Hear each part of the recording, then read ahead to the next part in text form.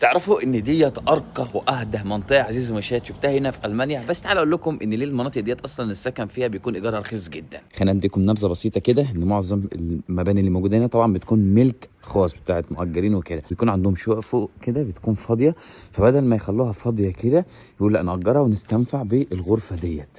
طبعا معظم من البيوت اللي بتكون خطوط اسود فابيض كده بتكون بيوت قديمه جدا وتراث معماري مهم اثري في نفس الوقت، ما ينفعش يتهدى ويتلعب في شكله من الخارج. فالقريه الريفيه دي بتكون دايما فاضيه والحركه فيها بتكون قليله جدا، وبيكون معظم اللي ساكنين فيها كبار السن. فالبلد هنا بتقول ان احنا عايزين شباب يسكنوا فيها عشان خاطر تكون الحركه فيها كتير ويحصل فيها نمو في نفس الوقت. وغير برضو ان الارياف هنا بتكونش فيها شركات وفرص العمل فيها قليله جدا، وده اللي بيخلي الناس ان تفضل تعيش في المدينه بدل ما تقعد في الريف، لان اقل شركه او ابعد شركه عن الريف بيكون ساعه ساعه ونص، فمحتاجه يعني بشكل عام عربيه. في ناس لما بتيجي جديد هنا بيكونش معاها عربيه فبيلجأوا للمدينه، والمدينه بتكون اغلى لان السكن انك ممكن تاخده بحوالي 600 700 يورو، وده على حسب المساحه اللي انت عايزها وكم فرد عايزين يسكنوا في الشقه دي. ففي الريف بقى اللي ما فيهوش طبعا فرص عمل ونسبه الشغل فيه بتكون قليله جدا، هنا المؤجرين بيقولوا ايه، احنا ممكن نعمل مثلا الشقه رخيصه جدا، وبتبدا الصراحه الاسعار من 450 يورو وانت طالع بقى، وده على حسب برضه المساحه وكم فرد هيسكن فيها. فالارياف بتكون اماكن رايقه جدا، ولكن نسبه المال بتكون فيها عاليه للناس اللي بتحب الدوشه وبتحب الخروجات.